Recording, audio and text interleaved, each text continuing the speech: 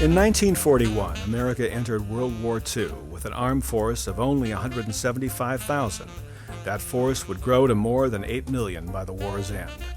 But the war against Hitler's Third Reich and the Japanese Imperial Army was fought not only by American soldiers, Marines, sailors, and pilots. It was a war that was fought and ultimately won by the American people, by farmers and factory workers, by civilians of both genders and all races, men, women, African Americans, Indians, Asian Americans, and Hispanics. By the end of the war, 150,000 American women were serving in the Women's Army Auxiliary Corps as clerks, typists, researchers, engineers, mechanics, and electricians. Another 74,000 women served in the American Army and Navy Nurse Corps, and women also served in other military branches. They were not allowed positions in combat, but many worked in harm's way, and some were killed. At home, women were filling jobs left by those who were serving in the military, jobs usually reserved for men. Women also found new opportunities in other fields, including on the ball field. The All-American Girls Baseball League was created, reflecting the shortage of Major League male baseball players. African Americans were allowed to enlist in the Army, Navy, Marine Corps, and Coast Guard under the 1940 Selective Service Act, and President Roosevelt also gave them permission to join the Air Corps. They served in segregated battalions. Military officials supported segregation because they believed integration would cause social disruption. After the war, President Truman issued a policy of equality of treatment and opportunity in the military.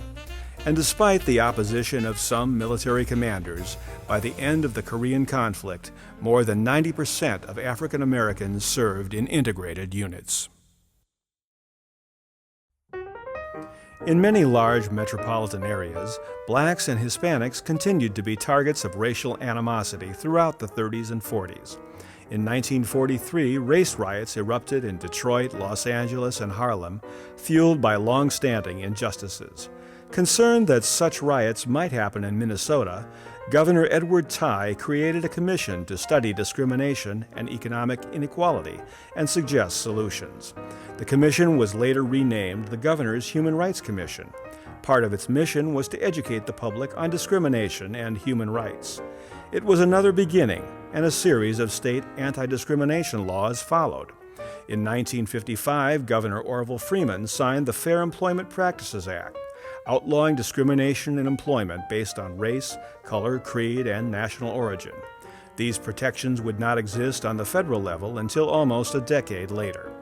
In 1961, another Minnesota governor, Elmer C. Anderson, signed the State Act Against Discrimination, which added religion to the classes protected in the previous laws. The law would later be expanded to include public accommodations and housing, and would ultimately be absorbed into a 1967 law that would go even further in protecting the rights of all Minnesotans, the Minnesota Human Rights Act.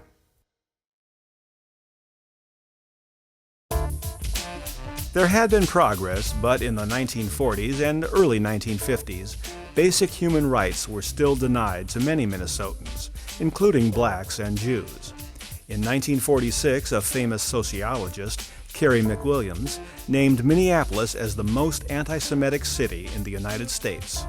A young Minneapolis mayor, Hubert H. Humphrey, was stung by the designation and set out to change the social climate. That same year, he established the city's Civil Rights Commission, then known as the Mayor's Commission on Human Rights. And in 1948, under Humphrey's leadership, Minneapolis enacted the nation's first municipal fair employment law. The most anti-Semitic city in the United States would eventually, in 1961, elect a Jewish mayor, Arthur Naftalin. Hubert Humphrey had awakened the moral conscience of a city, and in 1948, at the Democratic National Convention, he would speak to the conscience of a nation.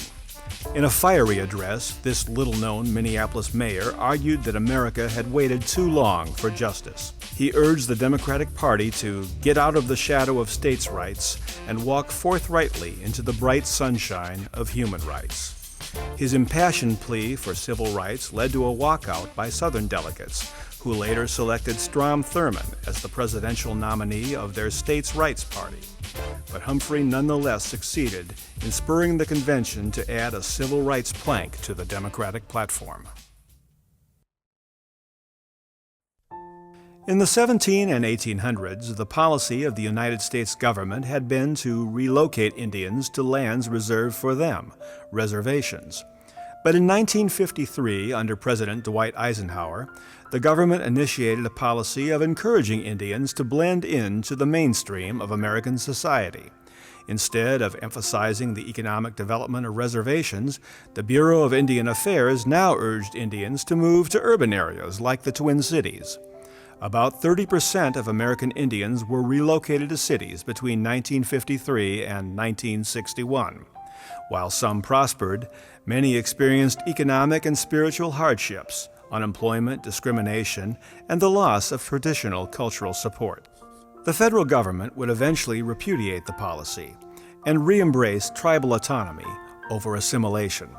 But many say the damage was done, that the relocation policy had devastating effects on tribal culture and led to economic and social woes that persist today. Others believe that, despite the hardships, some good came from the mass migration of Indians to the cities, where a revival of spirit and sense of brotherhood would sustain them in a new, often hostile urban setting. From the 1930s until the 1960s, Rondo Avenue was at the heart of St. Paul's largest black neighborhood. African Americans whose families had lived in Minnesota for decades, and others who were just arriving from the South, made up a tight-knit community that was in many ways independent of the white society around it. Then came urban renewal. America was on the move and needed more freeways, and almost always African Americans were the ones who would have to make way for what was called progress. Poor and black neighborhoods where property values were lower were targeted for destruction in cities across the country. St. Paul was no exception, and the construction of I-94 effectively erased Rondo and displaced its thousands of African American families. When the bulldozers came, they had no choice but to move to neighborhoods that often did not welcome them in a discriminatory housing market. Rondo was gone, but its spirit and legacy is still celebrated every year at St. Paul's annual Rondo Days Festival. In the late 1950s and early 1960s, the civil rights movement began to challenge the racism that relegated blacks to the back of the bus and to the status of second-class citizens. One day in February 1960, 4 black students sat down at a whites-only lunch counter at Woolworth in North Carolina and asked to be served. Although refused service, they stayed at the counter. The event sparked a wave of sit-ins at Woolworth's lunch counters across the segregated South, and picket lines sprang up outside Woolworth's and Kresge stores throughout the country. In St. Paul, picketers joined the NAACP, boycotting the local Woolworth store until the chain agreed to desegregate all of its lunch counters.